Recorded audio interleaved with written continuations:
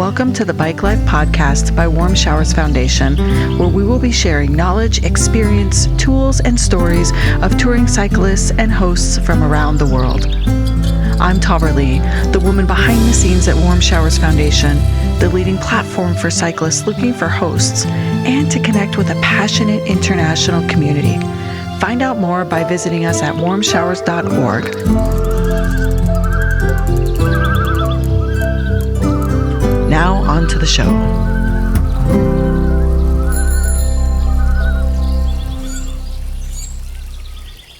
Hello and welcome to Bike Life. This is Gerry Kopak, and if you don't recognize my voice, I'm the new host, taking over the reins from Lee. But don't worry, Lee is still here as our executive director, but she's focusing her time on making your experiences as hosts and travelers even better. A little bit about me. I've been the finance guy for Warm Showers for about 5 years, and when I'm not building spreadsheets, you'll find me hosting bike travelers in my home in Breckenridge, Colorado, or maybe on my own bike journey somewhere else in the world.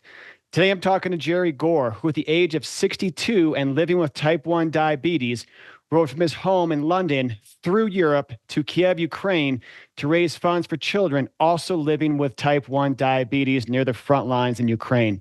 Hey, Gerry, welcome to Bike Life.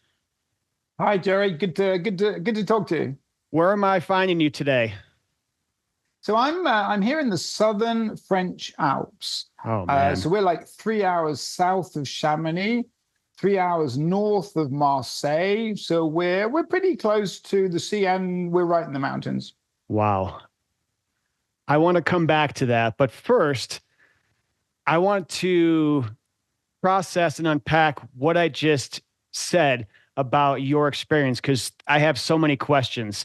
So maybe let's start with the basics. So for everyone out there who's listening who may not know what type 1 diabetes is, can you give us a little bit of intel on that? Sure. So type 1 is an autoimmune condition. It's nothing to do with the way you live your life. It's everything to do with a virus attacking your pancreas, which secretes a hormone called insulin, and killing it. That hormone insulin allows the sugar in your blood to then go into the organs where you need it. If you don't have insulin on board, you can have as much sugar in your body, but it won't get to where you need it. It means that you have to manually control your blood sugar. And it means, in my case, I stick a needle in myself 6 or 7 times a day. Some people have pumps. Some people have closed-loop systems. But most people in the world can't afford those systems. So they stick a needle in their body and inject insulin manually. Wow. That is incredible. 6 to 7 times a day? So I have 2 different types of insulin. I have a fast-acting, which has a duration of 12 hours. So I'll inject that in the morning and in the evening. And then I'll have fast-acting, which basically I'll inject pretty much every time I eat. And if I snack, if I'm cycling, I'm injecting a lot. So like the last big bike pack I did, we're eating 5,000 calories a day. I'm injecting a lot. Wow. I'm still trying to wrap my head around that. So if you don't mind, when were you diagnosed? So I was diagnosed on January the 31st, 2001. I was diagnosed late onset. Most people who get type 1 are children, and they're diagnosed between roughly 5 and 15 years old, sometimes as young as 2 or 3 months old, sometimes as old as 18 years old, but 5 to 15 is the norm. And doctors and researchers still don't know why you get type 1 diabetes. But the first thing to say is there's 500 million diabetics in the world. Only 10% of them are type 1. The vast majority are type 2, which is a lifestyle condition when your pancreas still works, but because of sedentary habits and bad food and not taking exercise, then you have insulin resistance, and eventually type 2s, unless they can really discipline themselves and change their lifestyle, start injecting insulin, same as type 1. Wow. Okay. So it sounds like you're maybe an outlier because you were diagnosed late onset. The majority of the Yeah, for people are sure. diagnosed I much mean, younger. you're phoning from the States. Let's give you some numbers. 50% of all adults over 50 in America have type 2 diabetes. Type 1 is still very small numbers. It's growing. It's growing because of reasons we don't really understand, but for sure, in my case, it was stress was a major contributing factor. And the trouble is, if you have the condition, if you have all the equipment in a country like the States or France or Germany where they have good healthcare systems, you take the insulin with a bit of counseling, a little bit of help, little support, you can live a full life. And many people do. In the countries where I help and operate, life expectancy is 6 months or less. And so if you're in a country like, say, Cambodia or say Myanmar, you get type 1 and you're not privileged, you don't have money, you're going to die within 6 months. Okay, I just need to pause right there. So 6 months? That's And the trouble with incredible. these kids and the things that and this is kind of part of my Ride Ukraine cycling story. But yeah, I got my diagnosis in 2001. In 2006, I'm a professional mountaineer. I'm a mountain guide. I'm the only type 1 diabetic Himalayan mountain guide. And around the early noughties, I was trying to climb the hardest extreme rock or ice wall on each of the 6 continents. And the biggest rock wall in Africa is in Madagascar. 2006, I'm in Madagascar. We've just done this 900-meter wall. In your world, it's like 513 plus, very, very small edges. It's all about your feet. We do this wall, all brilliant. And then at the end of the climb, our local guide, the guy who's running our trip, he took us to a local market. Incredible culture shock. But I won't bore you with a lot of details, but one of the main things that stood out to me was I met a woman there who was selling some vegetables. When I say vegetables, I'm talking about a 3 or 4 foot square tarpaulin with maybe 4 tomatoes, a couple of onions, maybe a cucumber. She would sell that for $2. And she would then feed her and her 4 children for the next week until the following Saturday, when there was another market where she might make another $2. And then I realized it just hit me in this kind of tipping point moment. You get type 1 in a country like that, that's a death sentence. You're not going to survive. It costs a lot of money, hundreds of dollars, if not thousands, each year to keep someone with type 1 diabetes alive. Children in America, often many are on insulin pumps. Those start at $5,000. It's an expensive condition, right? If you want to really medicate it well and treat it well. So these kids just when you walk around a market like that in Madagascar, you've got more money in your pocket just with your phone and your wallet and your camera than these people will ever make in a year, ever. And so, you realize there's a death sentence. So that's kind of where I started thinking that, my climbs were no more for just for myself and for creating records. I got speed records and climbing records, and I've opened new routes on 6 continents. They were for raising money to help impoverished children with type 1. So that takes us past 2006. Then in 2015, I teamed up with my oldest friend. We're in the Green Berets together, a guy called Charles Toomey, and we created a foundation called Action for Diabetes to help impoverished children with type 1 in Southeast Asia, where Charlie lives. He's a healthcare professional, big business guru. So I started doing challenges.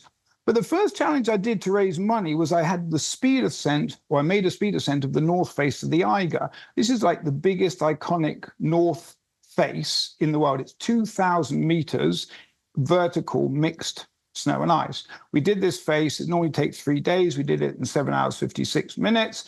And I'm going, okay, that's great. But it just, I've been climbing for decades, and it's just like, yeah, I've kind of done the ultimate. What is there? And I started cycling because it was just an obvious thing to do. I live in the southern French Alps. The Tour de France comes through my valley every year. Everybody cycles here. I got on two wheels, and I just loved it. I loved mountain biking. I loved gravel. I loved road cycling.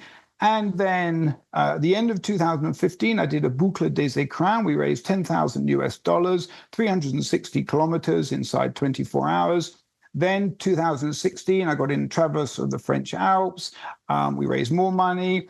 And so it went on. And then we kind of get to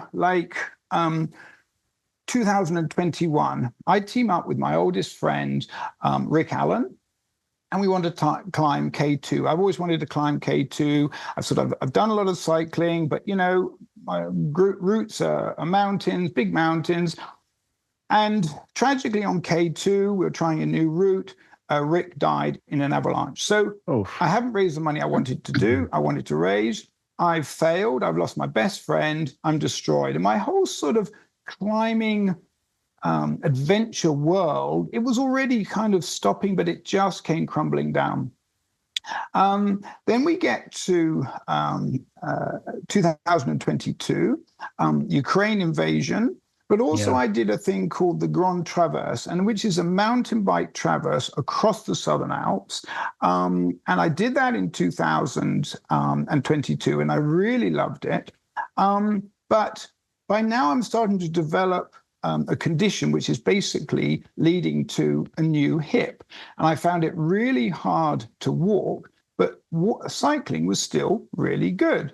At the end of 2022, I cycled across East Coast, West Coast, Costa Rica, because my daughter lives out there and she works out there. So me and my wife went out there to see her. We did the cycle, loved it.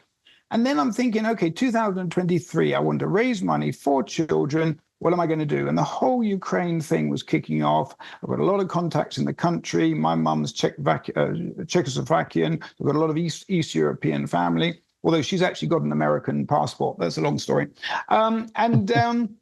So, at the end of August 2023, I get on my bike with one guy called Paul Buckley out of all the people, and I spoke to hundreds. The only guy who put his hand up was Paul. Paul had never done this sort of thing before. Frankly, I hadn't done a big distance like this. It's 3,200 kilometers. We get on our bikes. We start from London, and we had a few friends to say goodbye. My mum texted me saying, I love you. I said, I love you too. And I hope I live to say I still love you at the end of it. And off we go. It took us 25 days, and I absolutely fell in love with it. Every day was different. And the incredible love and support we got across Europe for basically raising money for children on the front line in a war-torn country in Europe, people just reached out to us and they just helped. We had some people who didn't like us so much, and you're riding with a big T-shirt saying "Ride Ukraine," and I've got to say we had some people who tried to knock us off our bikes and cause us harm. But luckily Paul's a big guy and I'm a pretty fast guy, so we overtook. We got out of some trouble there. But then we got into Ukraine, and I'm kind of almost crying as I tell you about this, Gerry. The welcome and the support. In the big cities, but in the little rural communities where people see you sweating on a bike and they know you've come across Europe to help them, it's emotional, right? It's emotional for us, but it's really emotional for these people who are literally being bombed to death. I'm going to tell you right now, last Monday this week, the major child pediatric hospital in Kyiv, the capital of Ukraine, which Paul and I visited, which we actually did a spectacular show for these children with diabetes and also children with cancer, was bombed relentlessly, blown up, destroyed by Russian shelling. Not a news story. Since that war, there's been, I've got the numbers here, 100 different attacks on medical institutions across Ukraine. And it just outlines the evilness of this regime that's trying to destroy Ukraine. Anyway, we did the cycle ride. We had an amazing experiences. We raised a lot of money, and we did our bit. But it's kind of all through the magic and the power and the fun, and sometimes I got to say the danger of cycling. It was just an emotional trip, and kind of put that in perspective, Gerry. I've been climbing mountains since 1977. When I was 16, I summited Mont Blanc, the highest mountain in Europe, and I've been doing this stuff for all my life. I've been special forces, military. I've broken my neck twice. Oof. I did a new route in the Canadian Rockies when I was directly struck by lightning with my partner, Warren Hollinger. We did a new route in the Bugaboos in the Canadian Rockies. I've been through the grill, right? But this cycle ride is relentlessly hard. You're doing, I'm sorry, I'm in kilometers, not miles, but we're doing 150 to 200 kilometers a day.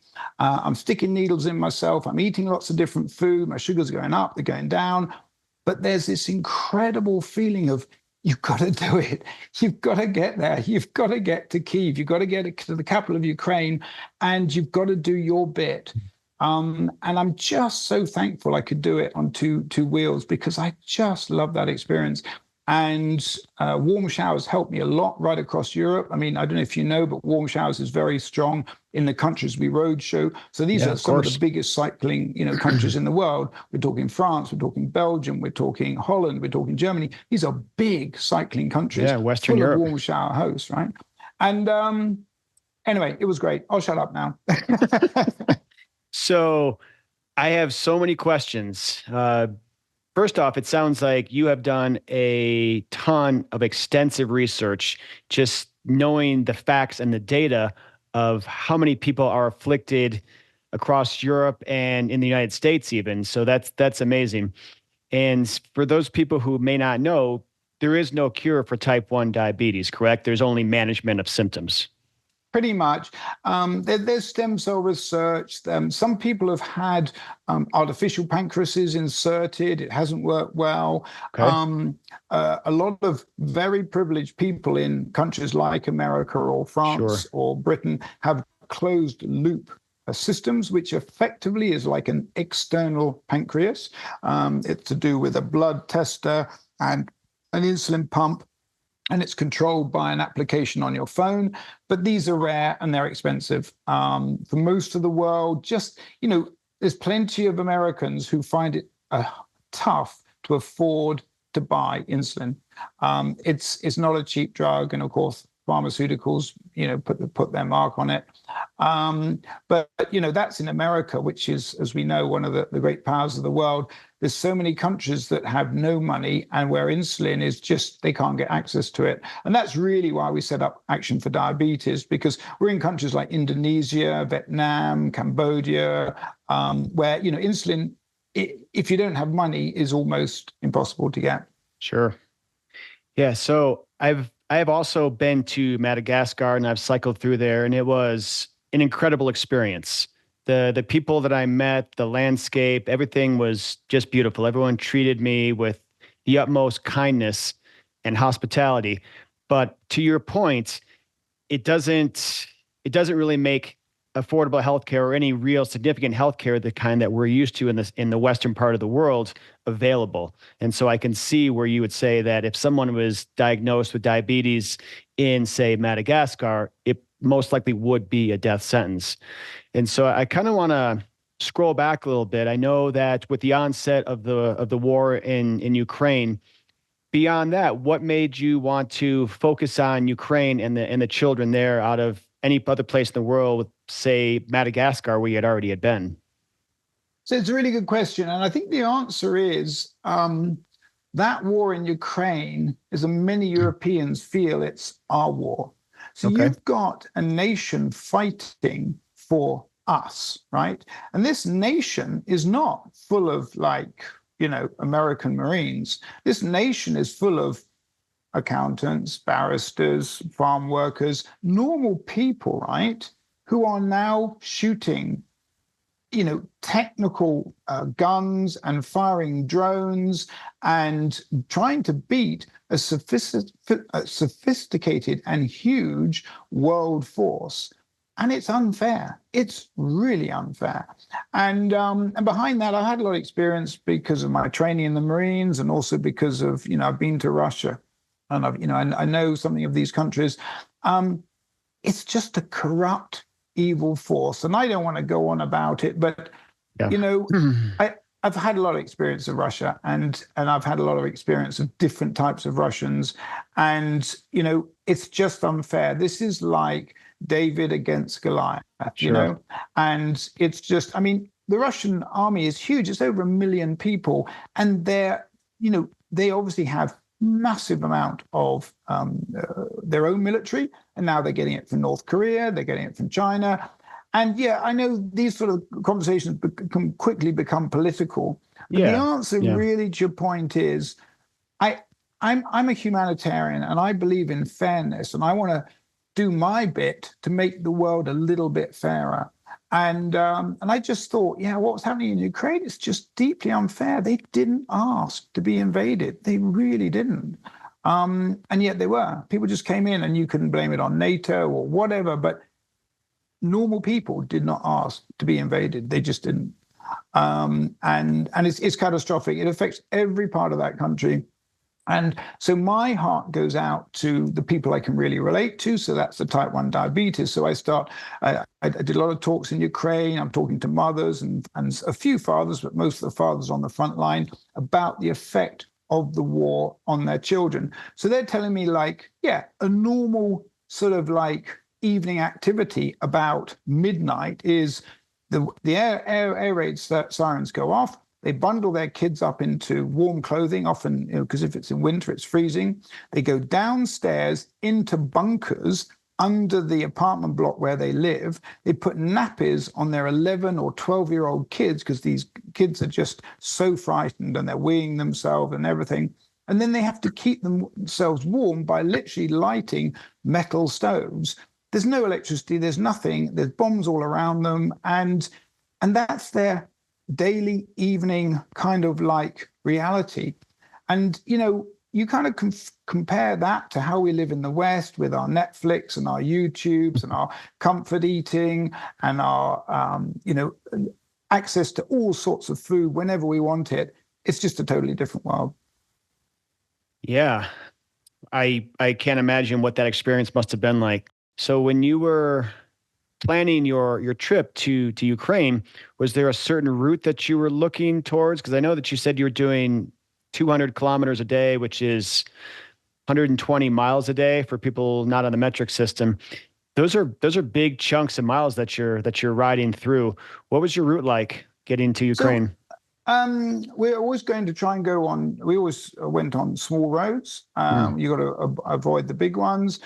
There's just 2 of us. There's no support. There's no cars, backup, or anything. It's just 2 guys, and we basically go right across the center of Europe. So that's 8 different countries. So, in a nutshell, we go London to Dover. We then jump on a ferry that takes us across to the west coast of France. We ride up the Côte Maritime into Belgium, then through the northeastern end of Holland, right the way across central Germany into Czech Republic, down to Prague. That's where my grandmother was born. And then we come out of the bottom end of Prague, up straight into southern Poland, heading for Auschwitz. I really wanted to go and visit Auschwitz. It seems a bit grim, but I think everybody in the world should go to Auschwitz. We went to Auschwitz. We then went to Katowice, Krakow, straight across to the Polish-Ukraine border. And then it got spicy, because we've already done 2,800 kilometers. And then, of course, you hit Ukraine, and it's just a different world. The roads are actually still pretty good, but there's a lot of traffic on them. And it could be tanks, it could be lorries, it could be cars trying to get into ambulances, all sorts of stuff. There's a lot of traffic. And I got to say, Ukrainian drivers, not the best. I've got to be honest. But they're in a war, so fair play. And then as soon as we got to Lviv, which is the western part of Ukraine, it's the safest city, if you like, in Ukraine. Still gets bombed, but it's the safest.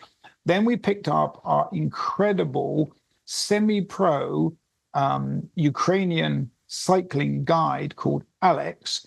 Alex is a pro cyclist. He is an incredible person. He is a great speaker, translator. I found him through the internet.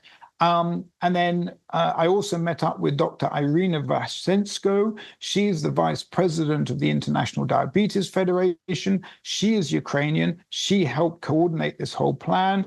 We did lots of talks and interviews in Lviv. And then slowly we make our way right into the center of the country to Kyiv, and avoiding the bomb shells and just really trying to keep it together, because it's dangerous. And the air raid the air raid sirens are constantly going off.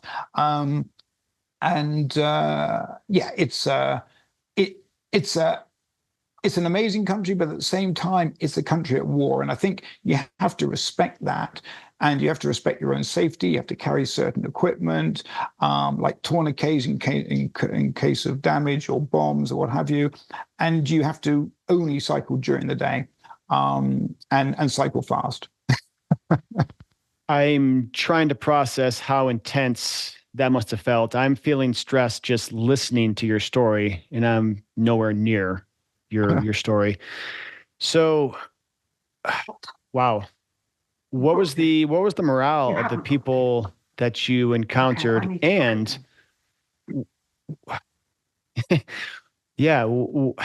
did you ever feel in any way in danger? Like maybe you shouldn't be there. Like maybe this isn't the place to be or the right time.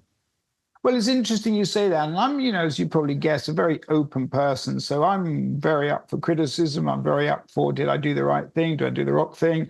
I'm someone who's carried guilt around for most of my life because, I feel I've had an incredibly good life. I'm very fortunate in so many ways.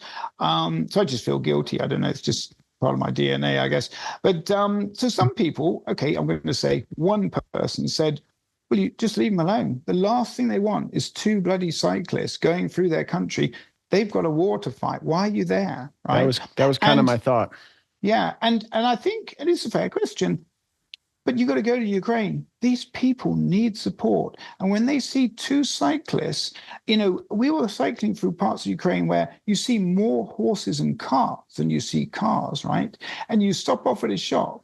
And I've got my guide, Alex, with us, and we're dressed in Ride Ukraine, and we go in there to buy some fruit or some vegetables, or in my case, some Snickers bars or some chocolate, some fast-acting carbs. And they go, well, what are you doing? And he explains, I'm emotional even as I tell you, Gerry, but when you see women crying because they know what you've done for them, you go, yeah, we're in the right place. We're doing the right thing.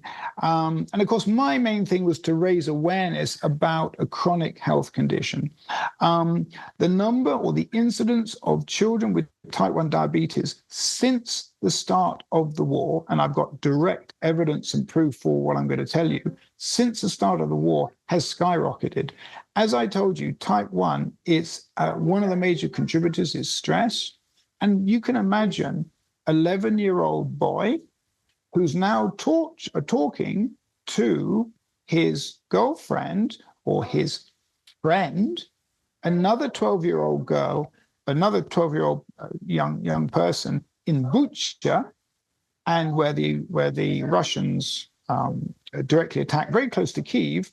And she said, I'm naked, I'm in front of Russians, I probably won't see you again. Now, that stress is enormous. And just waking up regularly, 5-year-old, 7-year-old kid woken up at 2 o'clock in the morning, and they just have to bundle their stuff. It could be -20 outside, -20 degrees centigrade outside. They get their stuff, they go down and they're hearing the bombs, and they're lighting a fire, and they're huddling and trying to keep warm just to survive. And that's happening weekly.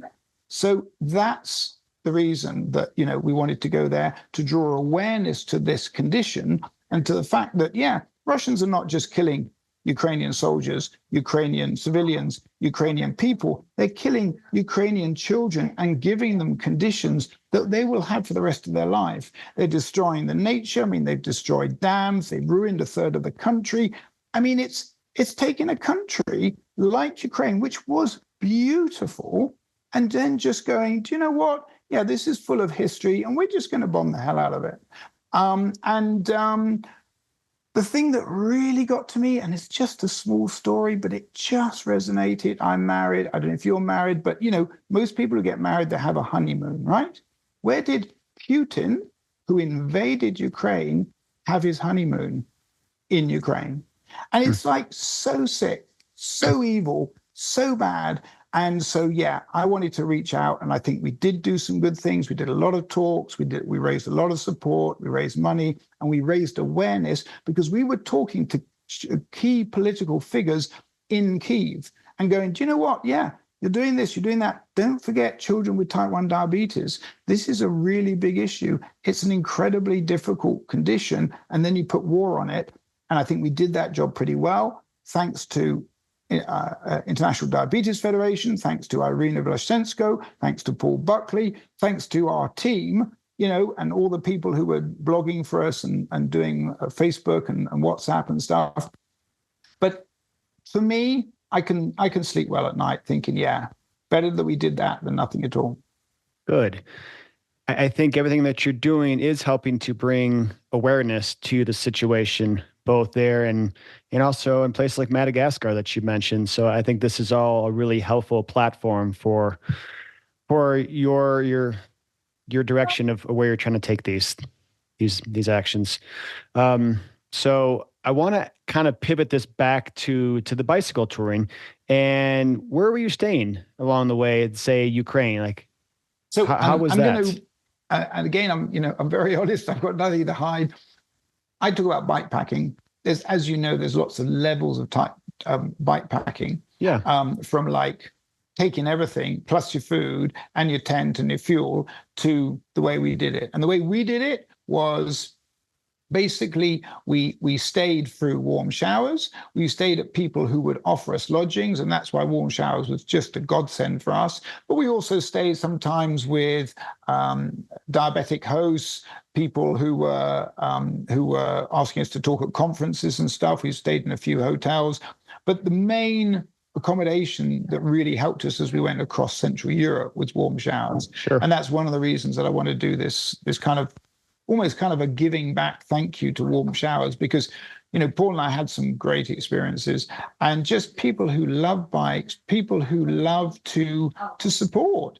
And, some of these people, especially in Germany, they were not just looking after us and being good warm shower hosts, but they were also arranging local TV interviews. Wow. Journalists were writing articles on us, and again, spreading that word, because please don't think that all of Europe is united against Putin. They're really divided. Some people think, actually he's okay. Actually, really it was the West that caused this war. Like I said, we people try to push us off our bikes and all the rest of it. Generally, we got really good support. But so we were doing our bit again to sort of change that conversation, or at least put it in a direction which I think was fairer. So many people we met, they were going, yeah, Putin, yeah. And then Zelensky, the president of Ukraine, yeah, he's just a dictator for the West, And I'm going, okay, let's talk about that. And let's actually get some facts here. Because I have this phrase, I use it all the time. You only know what you know. And we stayed with, for instance, a Russian family in Czech Republic. And yeah, he was convinced that Putin was acting on behalf of all Russians, and he was convinced that, Russia had to defend its borders from the West. He was convinced that Zelensky was just a puppet, and he was convinced that basically the West were against Ukraine. And that was because that's all he heard. That's all he knew. That was his own story. And That's basically indoctrination. That's just not true. And yeah, we've all got to do our bit to say, yeah, do you know what? Let's look at the facts. Let's look at actually what happened here, and then you'll get somewhere close to reality. Yeah. Wow. You definitely sound like you were right there in the thick of things because you have so much real life on the ground knowledge. And I can't imagine what that must have felt like to be there, even for the brief time that you're there, let alone the people who are actually living through this on a day-to-day basis. But I want to talk about one last thing here and just sort of give me a really good feel good moment about a situation that you had or someone that you met that just, I don't know, brings a smile to your face even to this day. Well, I'm going to talk about Helga, who was a warm shower host in the center of Germany, and we had to do this. I had to do a talk for a diabetes online forum called DDoc, basically German Diabetes Online Community. DOC standing for Diabetes Online Community, but it's a huge international organization. But we had to wait until like 6 o'clock in the evening for my slot. We knew the weather was getting bad, and we knew that we had to get to a city called Kassel, and we knew that there was a storm on the way. So I'm waiting in this coffee shop. Paul's incredibly patient. He's waiting outside. It's hot, right? And I'm inside. I'm all mic'd up, all ready to go. My battery's running out on my phone, but I'm ready. And we wait, knowing the storm was coming. And we still got like 40, 50 kilometers to ride. Anyway, my time comes up. I do my talk, and then I just run out of the coffee shop. I said, Paul, bike, go. And we went. And it was pretty traumatic because basically we go straight into a lightning storm and we're pedaling like mad. We're going really fast. We've got to get to this warm shower house. We've never been to Kassel. We've never been to this part of the world. We don't speak any German, and it's bad weather. And we're on back roads and the lightning's striking. And I can remember Paul's ahead of me. He's gone down the hill. And then between Paul and he's like, I'm going to try and do it in feet. He's like 300 feet, maybe 350 feet ahead of me. Between him and me, everything's black, everything's heavy rain, lightning, a massive male bull, all bulls are male, right? So a massive bull runs across. He's escaped this field, right? And he's traumatized by the lightning. He's broken the wire, and he's running between us. If I'd hit that bull going the speed I was going, which is about 35, 40 miles an hour, it was steep, that would be it. End of story. And this bull just comes out of nowhere, and incredibly, it runs right in front of me. I could almost smell this animal. It was massive. I could hear it snorting. And Paul's ahead. He's oblivious to this because, like I said, the bull is running behind him. And then I pass him, and he's gone, and I'm alive, and it's all good. But now I'm freezing, and I'm just like, my sugars are low. I'm freezing. Paul's freezing. We've got to get in, and I phone up Helga, who's our Warm Showers host. I said, we're coming, we're wet, we need help. And she said, we're here. It's so emotional. But when you've got someone in the middle of a place you've never been to, and they're just saying, they're here for you, that means so much. That means so much. And we eventually get into Kassel. We find a street, and there she was. She got people lined up. We were meeting and greeting, and we just said, "Look, we're freezing. We're shaking. Can we just have showers?" She said, "Yeah." Gave us towels. We went into the showers. We had a couple of showers. We had a shower each, and we just came out, and there was all these Germans just hugging us and saying welcome and eat and relax, and you just can't buy that stuff. It's just brilliant. Wow. I can't tell you how much I love hearing stories about hospitality and kindness on these shows. Thank you so much for sharing that. And thank you for sharing everything else about type 1 diabetes and your travels and the war with Ukraine. So for anyone who's listening, are there other ways to sort of get involved with your cause, find out what you're doing in the world, or just reach out and drop you a line? Yeah, sure. Well, I've got two websites I point you in the direction of. My own personal website is gerrygore.com. So that's JERRYGORE,